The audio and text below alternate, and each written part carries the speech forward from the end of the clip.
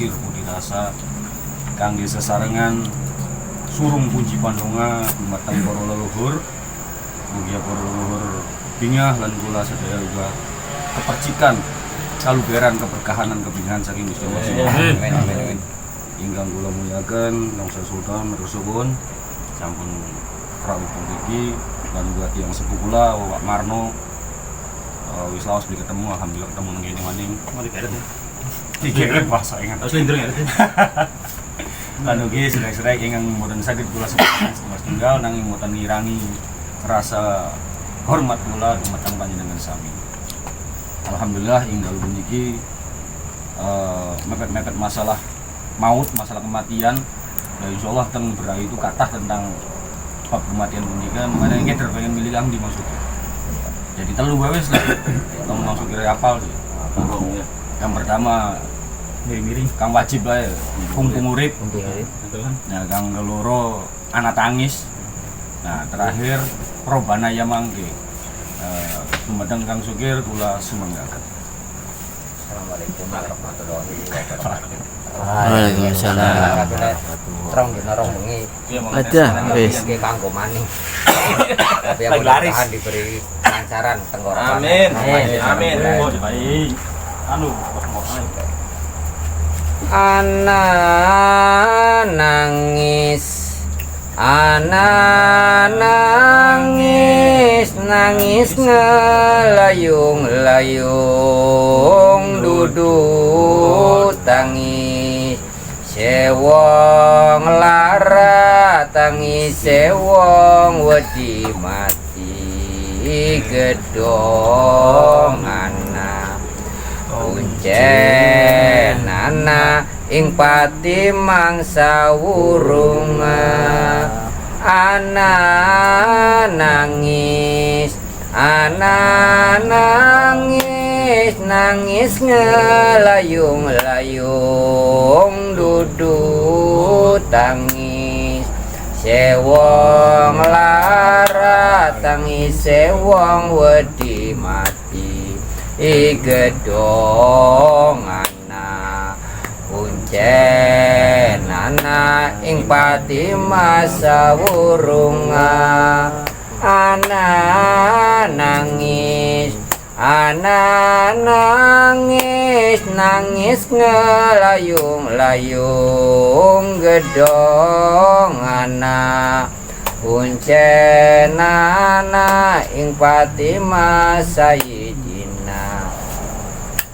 lagu kaping kali ibu apa robana ya mangke Robana iya mangke abang ngirim tuan Robana iya mangke abang ngirim tuan Kateki miliroke ala kaji toya Robana iya mangke abang ngirim tuan Robana iya mangke abang ngirim tuan Teki miliroke ala kaji toya Robana iya mangke abang ngirim tuan Robana iya mangke abang ngirim tuan Kateki muka madun Rasulullah pung urip suci kenang awak kira ilallah besok mati sapai kang nyucekaken ilallah iya nabi iya wali iya mu'min ilallah, ya nabi ya wali, ya mu'min ilallah, ya Allah ya Rasulullah ilallah. Mumpung urip suci kenang awak kira ilallah, besok mati sapa ingkang ngecekaken ilallah. Iya nabi iya wali, iya mukmin ilallah, iya nabi iya wali, ya mukmin ilallah, ya Allah ya Rasulullah ilallah. Mumpung urip suci kenang awak kira ilallah, besok mati sapa ingkang ngecekaken ilallah. Iya nabi iya wali, iya mukmin ilallah, iya nabi iya wali, iya mukmin ilallah. Muhammadun ya Rasulullah ilallah. Assalamualaikum warahmatullahi Waalaikumsalam warahmatullahi wabarakatuh. Jadi telah bersama kita dengarkan lantunan salah satu lantunan syair Brai. Jadi 3 tembang tadi itu sebenarnya saling terkaitan, saling terkait. Yang pertama yaitu anak tangis. Tadi anak tangis ini menceritakan bahwa manusia, jangankan yang penuh maksiat seperti kita, bahkan orang-orang yang soleh itu kalau bisa tuh minta tambahan waktu supaya lebih lama hidup di dunia ini karena merasa kurang untuk beramal baik, beramal soleh. Demikian juga orang yang penuh maksiat itu pun menangis, pengen diberikan kesempatan lagi untuk bertobat. Makanya diawali dengan anak tangis. Tapi ketika kita nangis kelayung-layung, nangis semenyayat hati apapun, mengibas seperti apapun, ketika kalau kata wong Cirebon si juru paksa itu datang atau malaikat Israel itu datang menemui kita, ya sedetik pun tidak bisa dimajukan, sedetik pun tidak bisa dimundurkan, pasti akan datang. Makanya wong mati mangsa wuruna. Makanya selanjutnya yang kedua yaitu ada syair Brai lagi, yaitu tentang bagaimana kelanjutan kita ketika sudah meninggal, sudah wafat itu seperti apa. Nah, itu ada satu malaikat Allah yang di dalam kitab Brai disebut Robaniyah atau Zabaniyah. Jadi kelak besok di alam mahsyar atau di padang tamsir, ruh itu akan digiring oleh malaikat Robaniyah atau malaikat Zabaniyah ini, yang banyaknya seperti mengalirnya air. Saking akeh ruh dari awal zaman Nabi Adam sampai ruh sampai akhir zaman. Dan mereka ini, ya bukan mereka sih, kita juga sebenarnya masuk nanti di dalamnya. Kita ini nanti memerlukan bantuan, memerlukan pertolongan, memerlukan syafaat. Makanya nanti di syair Brai Robanaya Mangke ini, di isiannya itu salah satunya adalah kita akan bersama-sama mengadu kepada bapak kita, itu Bapak Adam, untuk minta syafaat kepada Bapak Adam. Cuman ternyata Bapak Adam itu nggak sanggup. Akhirnya kita mengungsi lagi, kita pergi lagi kepada Nabi Nuh. Nabi Nuh pun ternyata tidak sanggup. Akhirnya kita pergi ke Nabi Musa, sampai seterusnya ke Nabi Isa, sampai terakhir kita memohon syafaat itu kepada Kanjeng Nabi Muhammad SAW. Sampai di situ Nabi Muhammad akhirnya sujud di depan kursi Allah, di depan arsy Allah, untuk meminta syafaat kepada Allah Subhanahu Wa Taala untuk kita semua. Nah, kenapa para nabi-nabi yang awal-awal kita datangi itu mereka tidak sanggup? Kalau di dalam kitab Nuskah Brai itu dikatakan karena mereka semua itu sama-sama pernah nandang wewirang, pernah melakukan kesalahan kepada Allah Subhanahu Wa Taala. Tapi bukan dosa ya, maksudnya mereka aparannya lah menjadi bocah zaman gen sih baper dewek, merasa malu kepada Allah Subhanahu Wa Taala sehingga tidak mampu atau tidak mau untuk mensyafaati kita kecuali Nabi Muhammad SAW. Makanya diteruskan lagi pada lagu yang ketiga, yaitu Mumpung Urip. Disitu diterangkan bahwa ternyata sebenarnya para nabi itu memiliki hak untuk mensyafaati manusia, kecuali setelah Rasulullah Muhammad SAW memberikan syafaatnya, baru nabi-nabi yang lain akan diberikan hak untuk mensyafaati umatnya.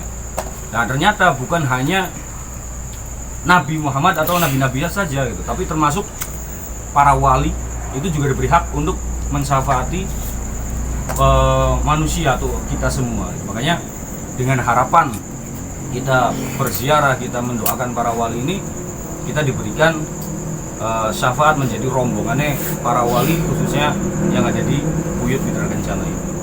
Terus ternyata bukan cuma para wali kalau kata kitab Nuska, tapi termasuk para mukmin. Nah, para mukmin itu juga diberi hak untuk memberikan syafaat baik ketika masih hidup maupun setelah meninggal. Kalau yang sudah meninggal itu adalah mukmin-mukmin yang soleh. Tapi mumpung kita masih urip, ini kita juga bisa mensyafaati ahli kita atau saudara-saudara kita, keluarga kita yang sudah meninggal, yaitu dengan cara memberikan hadiah Fatihah, doa, sedekah dan lain sebagainya. Makanya kalau dalam tradisi masyarakat atau budaya Cirebon, ketika kita meninggal, ahli kubur meninggal, itu dicengkal atau dengan menggunakan 3 tanah liat, bantalan yang disebut dengan gelu. Nah, gelu itu maksudnya adalah sing beli tugel mung telu. Jadi yang tidak putus itu ada 3. Yang pertama adalah doa anak soleh. Yang kedua ilmu kang bermanfaat. Kang kedelu sedekah jariyah atau amal jariah. Jadi maksud daripada anamitung dinai atau kita ketika keluarga kita meninggal itu kan kita mengadakan acara dari mulai hari pertama sampai hari ke-7. Nah itu adalah maksud daripada pengamalan 3 hal tadi. Pengamalan yang pertama adalah doa anak yang soleh. Karena saya tidak yakin gitu, saya ini anak yang soleh atau bukan. Makanya saya mengundang saudara-saudara, mengundang tetangga-tetangga untuk bersama-sama berdoa. Mudah-mudahan dari tetangga yang hadir itu ada anak soleh. Jadi anak soleh duduk kita dewek, bisa jadi orang lain. Nah, kayak Kang Asep bagian wis tua harus uanan ya tetap anak bagi orang tuanya. Makanya bahkan Kang wis tua kan kita hadirkan. Mudah-mudahan yang beliau ini adalah termasuk anak yang soleh, sehingga doanya itu didengarkan oleh Allah Subhanahu wa Ta'ala. Yang kedua, yang kedua yaitu ilmu yang bermanfaat. Seperti tadi, mudah-mudahan dengan silaturahminya kita, dengan hidup bersamanya kita bisa saling mengingatkan, bisa saling memberikan penyaksian bahwa almarhum atau ahli kubur ini adalah orang yang baik. Terus yang ketiga, sedekah jariyah dengan maksud adanya berkat tadi. Makanya ketika kita menghidangkan semua makanan dalam acara dari mulai sedina sampai pitung dina itu, ya kita niatkan untuk sedekahnya ahli kubur. Tidak aja badu pluk baik, tapi kita niatkan dalam hati. Karena itu tadi, kelawan niat itu sesuatu itu bisa memiliki perbedaan yang besar. Aja cuman unggul-unggulan. Tuh tangga keberkatnya lagi bungin ke ya, opor ayam ya kita sih gak payah rendang lah. Bukan seperti itu sebenarnya. Tapi niat sedekah kita melalui makanan, melalui selawat lah menjadi wong Cirebon sih anak amplope kah? 2.000. Bukan sugi 50.000 ya. Nah, makanya aja sampai dilengguan nih kalau waya wong sugi kang ninggal wah kayak selawatnya gede gitu. Iya. Sedangkan wong melarat tanggae kang 2.000. Terus kita milih ngasih 1.000. Iya, ngake. Bukan seperti itu, tapi bagaimana kita niat ikhlas untuk mendoakan ahli kubur itu mudah-mudahan mendapatkan syafaat dari Allah Subhanahu wa Ta'ala. Makanya susunan berkat kalau zaman dulu, jadi yang pertama itu adalah nasi sega, yang keloro lawan. Nah, lawan atau lauk pauk. Terus ada ikan petek gitu kan. Kalau kang mati peteknya ngadep ngiwe. Iya. Lamun kang berkat wae wong urip ngadep nengen. Tapi yang dibaliknya ini apa? Ya berarti kegoncang-goncang bukan. Ini mana itu? Kebagian adalah simbol menandakan, makanya ada wong zaman bengian nandai iku dudunya nggo selawat dalam petak dikit, wah petaknya medek ieu berarti berkata wong mati. Ada zaman kan beli. Wah, dan malah didateng. Wong dibungkus mentean kabeh sih. Aneh lebih Pak Indomie Pak. Iya. Anak selawatnya gitu berarti kan wong mati apa nege wong mati. Nah, Mati. maksudnya adalah itu ajaran juga buat kita bahwa besok kita tuh ya akan dikubur, semuanya itu akan dikubur dan akan kembali kepada Allah Subhanahu wa taala. Innalillahi wa inna ilaihi raji'un. Makanya untuk selamatan itu jangan sampai kita artikan sebagai unggul-unggulan gitu. Makanya hal ini tidak wajib sebenarnya. Cuman itu tadi bagaimana kita bisa berusaha untuk menghormati, berusaha untuk mendoakan orang tua kita yang sudah meninggal. Tuh. Tapi ketika tidak ada, ya tidak dipaksakan sebenarnya. Tapi itu tadi jangan sampai kita itu tidak wajib tapi dengan cara